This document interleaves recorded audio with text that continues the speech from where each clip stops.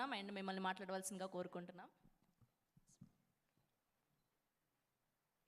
Thanks రా Venky, thank you. ముందుగా ఎక్కడి నుంచి స్టార్ట్ చేయాలో తెలియదు కానీ స్టార్ట్ చేస్తా. సార్ ఆరిపాక ప్రభాకర్ గారు, మీరు లేకపోతే కనుక ఈ సినిమా అనేది ఉండదు. నిజంగానే ఈ కథ ఆయన శివప్రసాద్ యానాల్ గారు ఎందుకు రాశారో, ఎవరి కోసం రాశారో కానీ నాకు ఇచ్చారు. మీరు లేకపోతే ఈ తెర, ఇంత పెద్ద తెరకి రేపు స్క్రీన్ మనకి రాదు sir. Thank you so much sir. మిమ్మల్ని నా లైఫ్ ఎంత ఉంటుందో అంతకాలం మిమ్మల్ని గుర్తుపెట్టుకుంటాను. నా కెరియర్లో చాలామంది తారాసపడ్డారు. నా మలుపులో ఇలాంటి దర్శకత్వం చేసే మలుపులో మీరు తారాసపడడం నాకు చాలా ఆనందంగా ఉంది, గర్వంగా ఉంది సార్. మీరు చాలా చాలా చాలా పెద్ద పొజిషన్కి వెళ్తారు. నేను ఏ కిందకి వెళ్ళినా కూడా మిమ్మల్ని మర్చిపోను సార్. యు ఆర్ మై, ఈ సినిమా స్టార్ట్ అవ్వడానికి తొలి అడుగు మీరు sir. Love you sir, love you so much sir.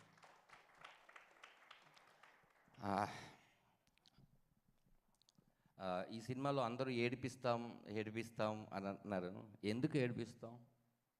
ఏడవాలి అని షార్ట్ ఏం పెట్టలేదు. ఆ షార్ట్ చూసిన తర్వాత వాళ్ళు ఏడుస్తారు. ఇది అందరూ అనుకుంటున్నట్టు అబ్బో ఏడవడానికి థియేటర్కి రావాలా అనేది కాదండి. ఇది మీ కథే, మీరు ఎప్పుడో అనుభవించిన కథే, లేకపోతే మీరు ఎక్కడో పేపర్లో చూసిన కథే.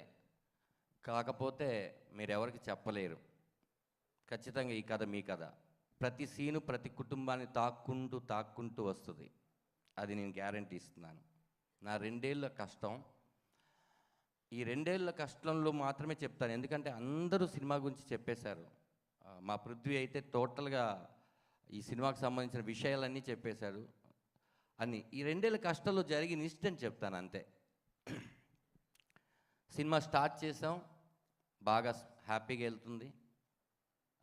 ఇలాంటి జర్నీలో మెల్లిగా అప్ అండ్ డౌన్స్ ఏ ప్రొడ్యూసర్కైనా వస్తుంటాయి. అయినా కూడా ప్రతిసారి పడిపోతున్నప్పుడల్లా కూడా మళ్ళీ నుంచొని ఈ సినిమాని ముందుకు తీసుకొచ్చాడు పృథ్వీ పోలవరపు.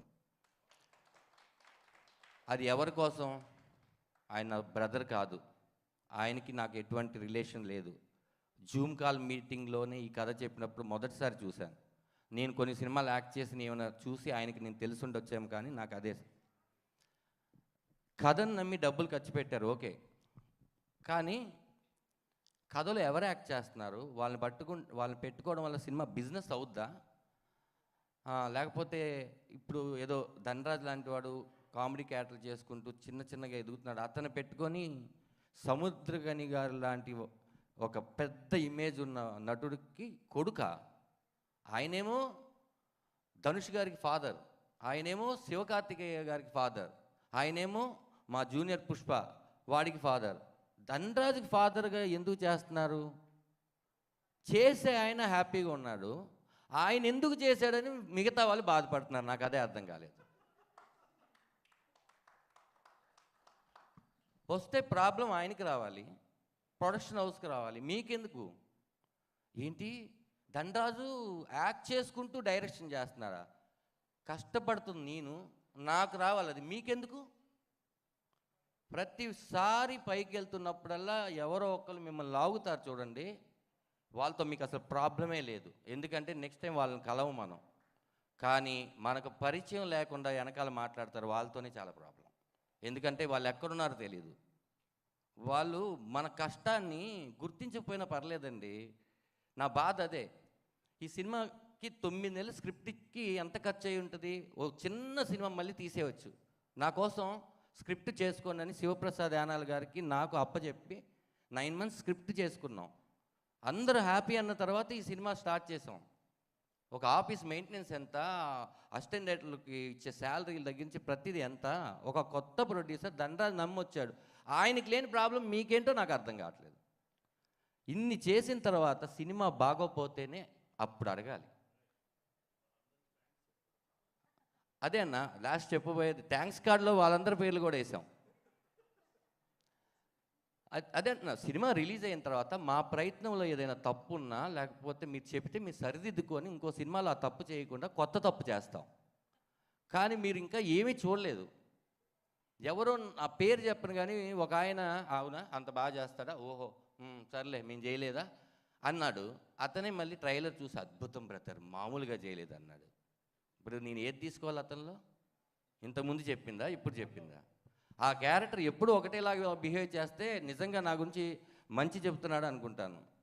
ఓకే, ఇలాంటి పీపుల్స్ ఉంటూ ఉంటారు. మనం ఇంకా ఈ జర్నీలో చాలామందిని చూడాలి. నాకు తెలుసు నన్ను నమ్మి ఇంత డబ్బులు ఖర్చు పెట్టి, కథను నమ్మి ఇంత డబ్బులు ఖర్చు పెట్టిన పృథ్వీ 21వ తారీఖు కొట్టడం కాదు, అది చాలా పెద్ద స్పీచ్ లాగా ఉంటుంది. కొట్టడం కాదు, 21వ తారీఖు మన థియేటర్కి వెళ్తే 10 మందే చూస్తాం, డిసప్పాయింట్ అవ్వకు. ఆ 10 మంది సాయంకాలంకి ఈ సినిమాని ఫిల్ చేసేస్తారు. ఆ కాన్ఫిడెంట్ నాకు. మొదటి షోకి వచ్చిన 10 మందిని నువ్వు లెక్క పెట్టుకోకు. దీపార్ట్స్ లాంటి డిస్ట్రిబ్యూషన్ కంపెనీ ఈ సినిమాని తీసుకొని వాళ్ళు నమ్మారు, మా సినిమా చాలా బాగుంది, మంచి డేట్ అండి 21 మీరు రండి అని వాళ్ళు నమ్మారు. అలాంటి డిస్ట్రిబ్యూటర్స్ మనకు ఉన్నారు చిన్న సినిమాలు కాపాడడానికి. కాబట్టి ధైర్యంగా ముందు ఒక కథని బాగా చేయమని నేను కోరుకుంటున్నాను. 21వ తారీఖు 21 ఫాదర్గా చేసిన ఆయన సినిమా రిలీజ్ అవుతుంది. ఖచ్చితంగా మీకు తెలుసు కదా 21 అంటే